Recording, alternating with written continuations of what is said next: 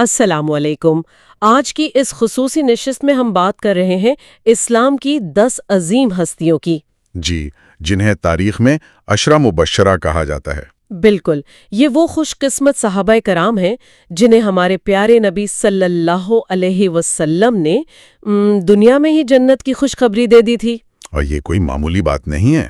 دنیا میں رہتے ہوئے آپ کو آخرت کی سب سے بڑی کامیابی کی ضمانت مل جائے۔ یقیناً ہمارے سامنے جو معلومات ہیں وہ The 10 Companions Promised Paradise کے عنوان سے جمع کیے گئے اقتباسات پر مبنی ہے۔ جی، اور ہمارا مقصد ہے کہ ذرا گہرائی میں جا کر سمجھیں کہ یہ کون لوگ تھے، ان کی کیا خاص باتیں تھیں اور آخر کیوں انہیں یہ منفرد اعزاز ملا۔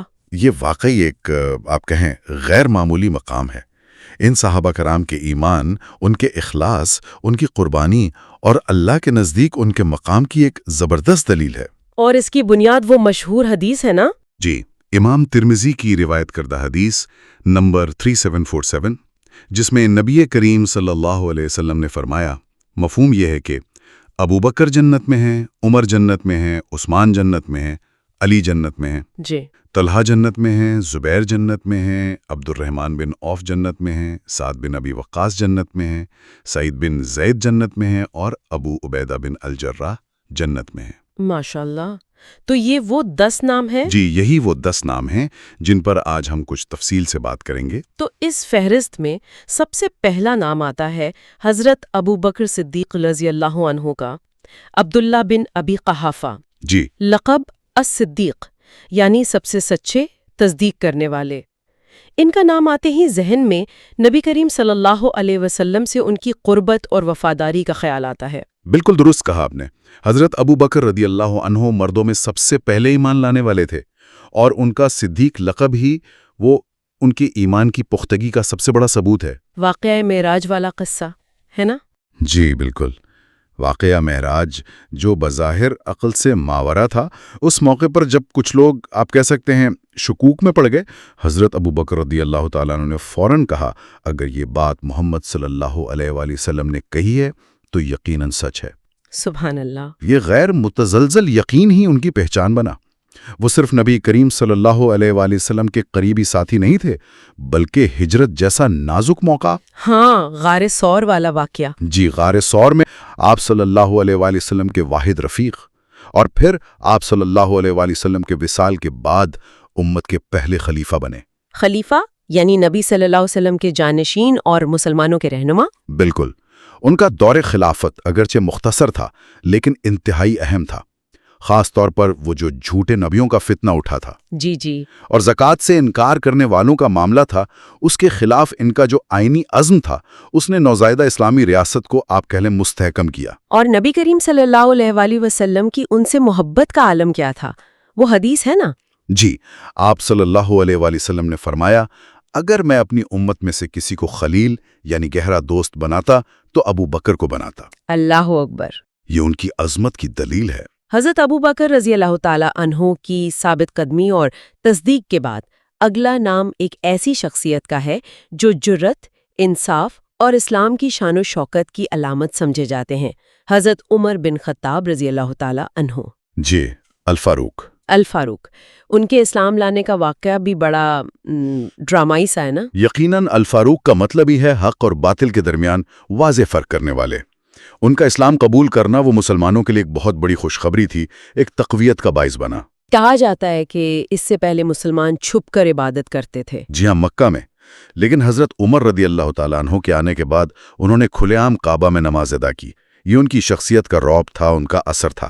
اور وہ دوسرے خلیفہ بنے۔ جی، دوسرے خلیفہ، اور ان کا 10 سالہ دور خلافت، اس میں اسلامی سلطنت کی حدود فارس، شام، مصر تک پھیل گئیں۔ زبردست اسی ہوئی۔ جی، لیکن یہ صرف فتوحات نہیں تھیں، انہوں نے ایک مضبوط انتظامی ڈھانچہ بھی قائم کیا، مطلب باقاعدہ عدالتی نظام، قاضیوں کا تقرر۔ بیت المال کا قیام بھی شاید انہی کے دور میں ہوا۔ بالکل، بیت المال یعنی سرکاری خزانے کا نظام، اور اسلامی تاریخ یعنی ہجری کیلنڈر کا آغاز، یہ سب ان کے اہم کارنامے ہیں۔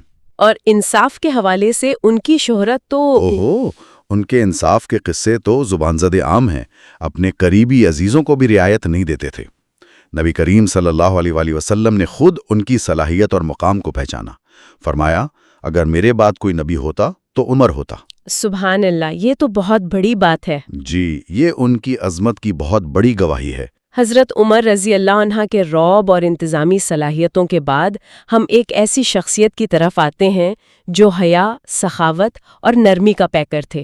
حضرت عثمان بن عفان رضی اللہ عنہ، جی ذوالنورین، دو نوروں والے، یہ لقب بھی خاص ہے۔ جی، ذوالنورین کا لقب اس لیے ملا کہ انہیں یکے بعد دیگرے نبی کریم صلی اللہ علیہ وآلہ وسلم کی 2 صاحبزادیوں سے نکاح کا شرف حاصل ہوا۔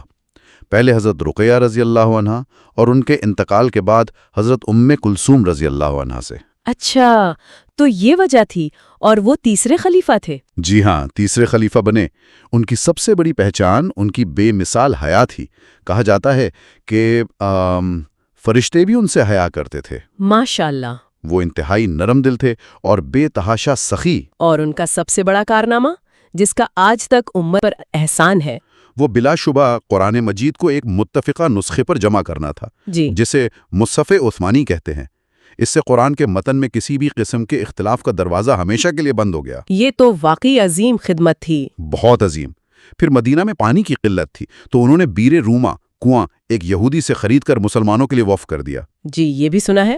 اور غزوہ تبوک جو جیش الاسرہ یعنی تنگی والا لشکر کہلاتا ہے، اس موقع پر انہوں نے اتنا زیادہ مالی تعاون کیا، اتنا زیادہ کہ نبی کریم صلی اللہ علیہ وسلم نے خوش ہو کر فرمایا، آج کے بعد عثمان جو بھی کرے اسے کوئی نقصان نہیں پہنچے گا۔ اللہ اکبر، یہ تو بہت بڑی بشارت تھی۔ جی، بہت بڑی بشارت۔ حیا اور سخاوت کے اس پیکر کے بعد چوتھے خلیفہ راشد حضرت علی بن ابی طالب رضی اللہ عنہ کا ذکر آتا ہے۔ جی، نبی کریم صلی اللہ علیہ وسلم کے چچا زاد بھائی، داماد بھی، اور اسد اللہ یعنی اللہ کا شیر۔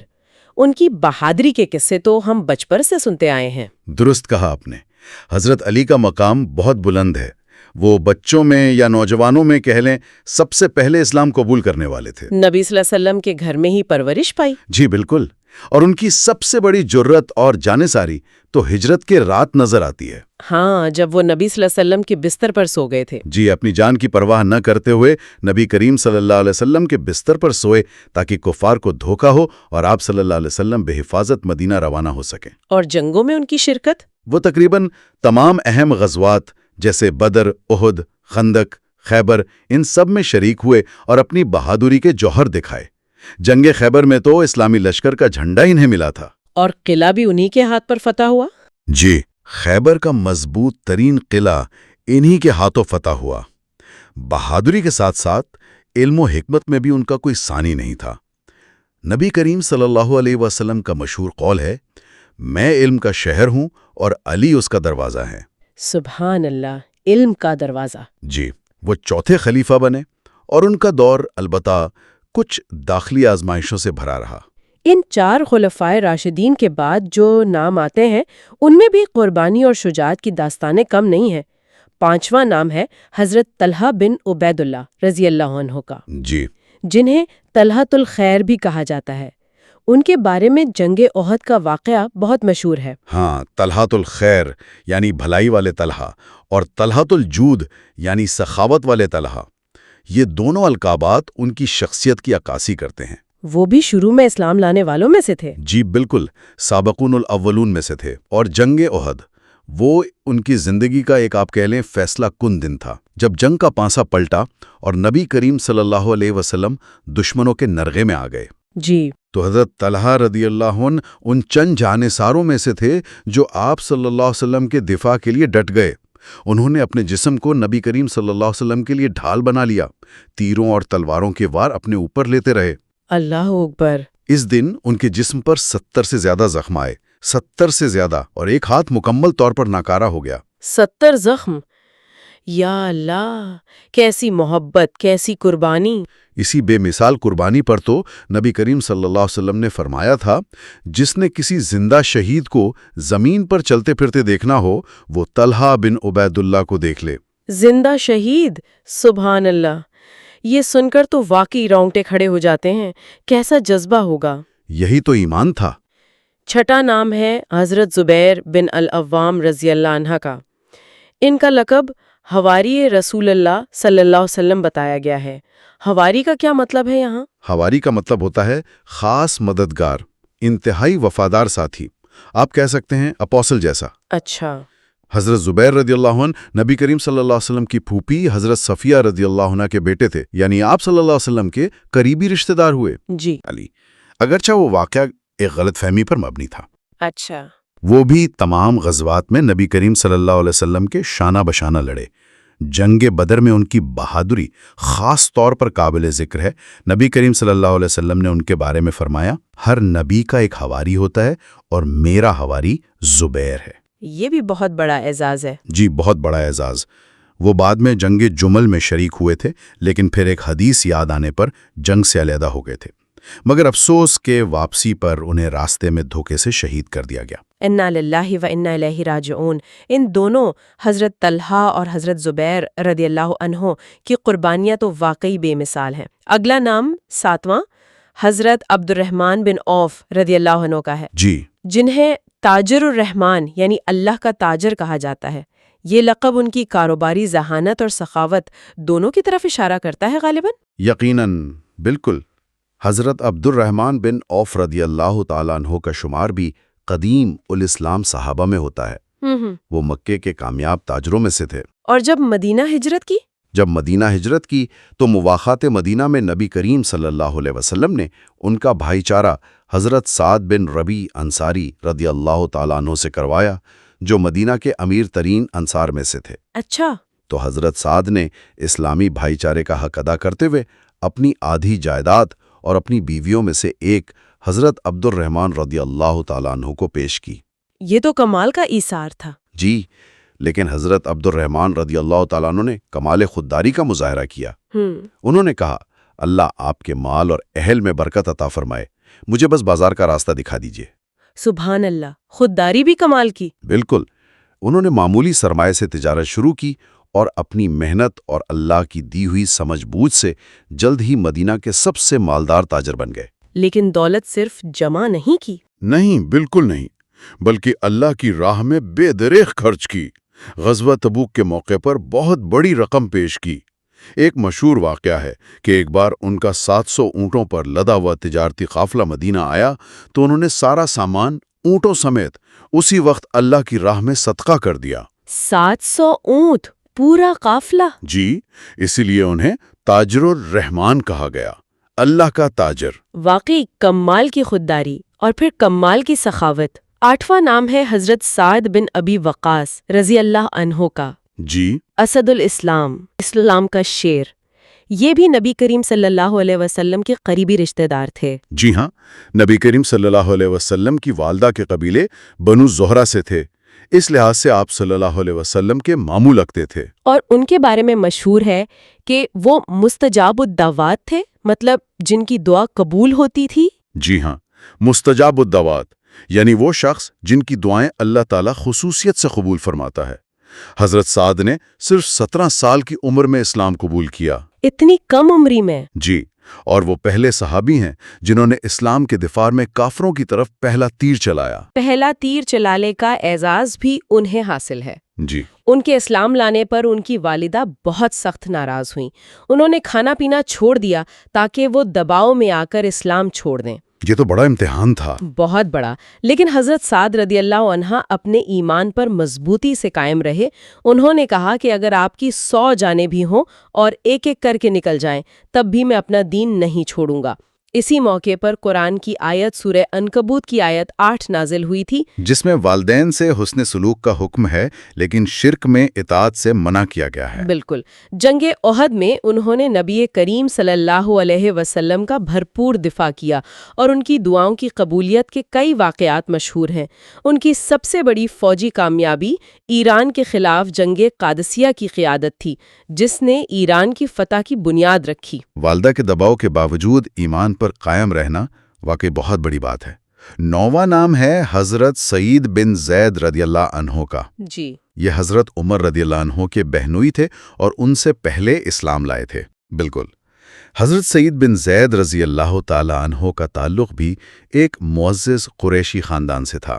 ان کے والد زید بن عمرو بن نفیل کا ذکر بھی آتا ہے کہ وہ اسلام سے پہلے ہی دین ابراہیمی پر قائم تھے اور بت پرستی سے بیزار تھے۔ اچھا، یہ بھی ایک اہم نکتہ ہے۔ جی، حضرت سعید رضی اللہ تعالیٰ عنہ اور ان کی اہلیہ فاطمہ بنت خطاب رضی اللہ تعالیٰ عنہ، جو حضرت عمر رضی اللہ تعالیٰ عنہ کی بہن تھیں، نے ابتدائی دور میں ہی اسلام قبول کر لیا تھا۔ اور حضرت عمر کے اسلام لانے کا واقعہ بھی انہی کے گھر پیش آیا تھا؟ جی ہاں، وہ مشہور واقعہ انہی کے گھر پیش آیا تھا، جب حضرت عمر غصے میں اپنی بہن کے گھر پہنچے اور انہیں قرآن پڑھتے ہوئے پایا، اور پھر قرآن کی آیات سن کر ان کا دل نرم پڑ گیا۔ تو گویا ان کا گھر حضرت عمر کے اسلام لانے کا سبب بنا؟ ایک طرح سے جی۔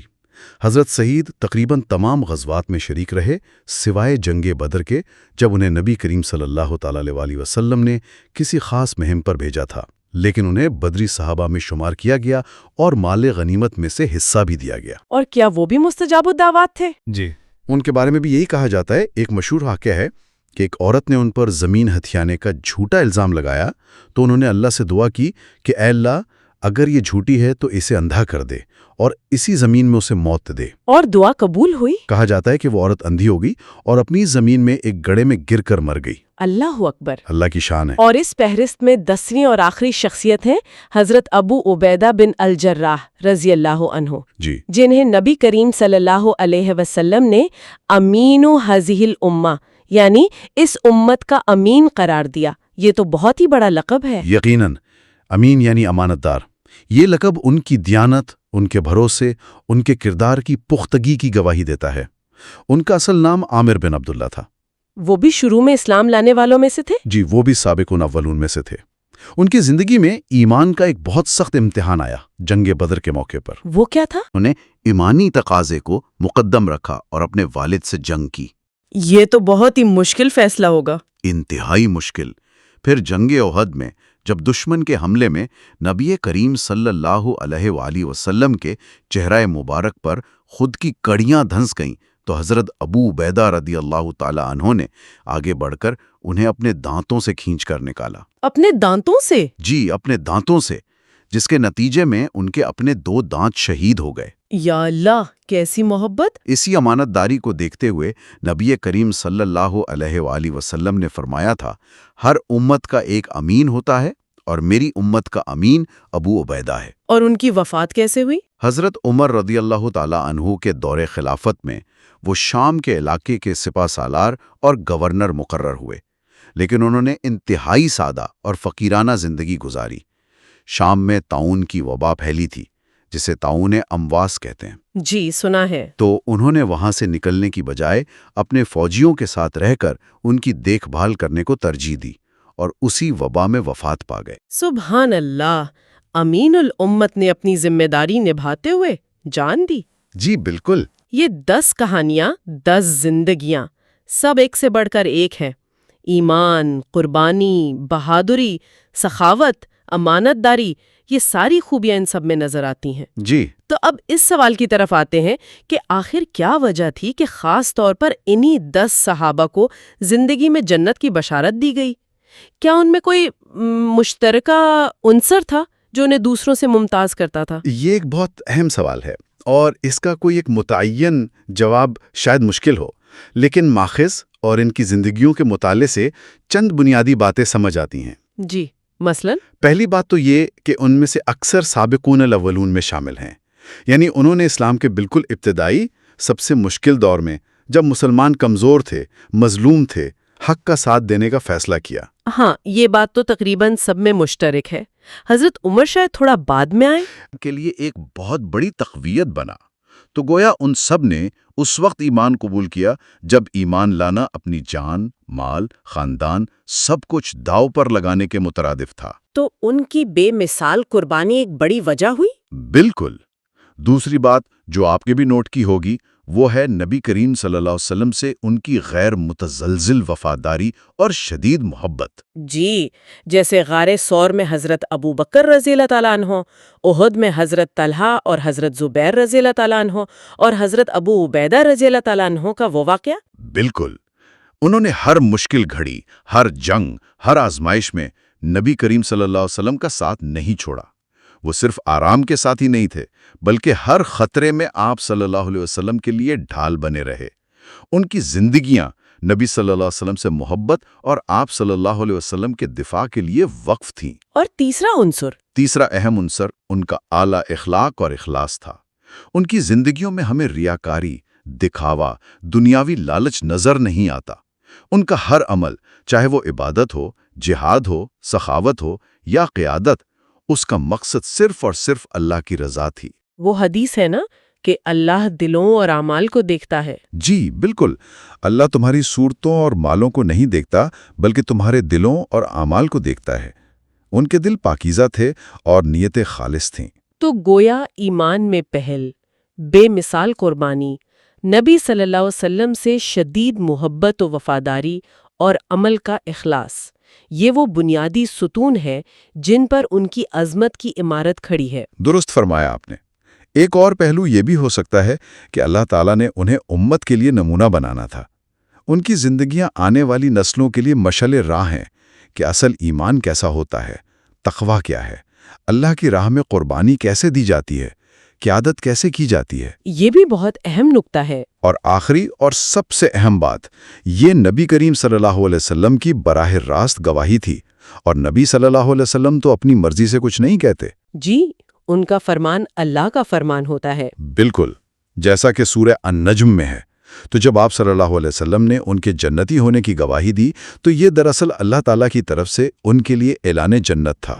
تو خلاصہ کلام یہ ہے کہ عشرہ مبشرہ اسلام کے وہ درخشاں ستارے ہیں جن کی روشنی سے رہتی دنیا تک امت رہنمائی حاصل کرتی رہے گی۔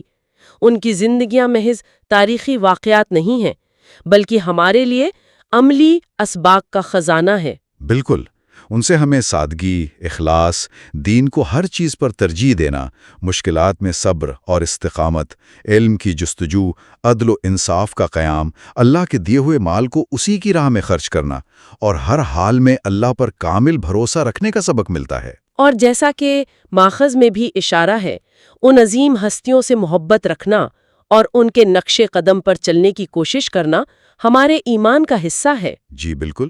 اس ساری گفتگو کے بعد ایک سوال ذہن میں ابھرتا ہے جس پر شاید ہمیں غور کرنا چاہیے۔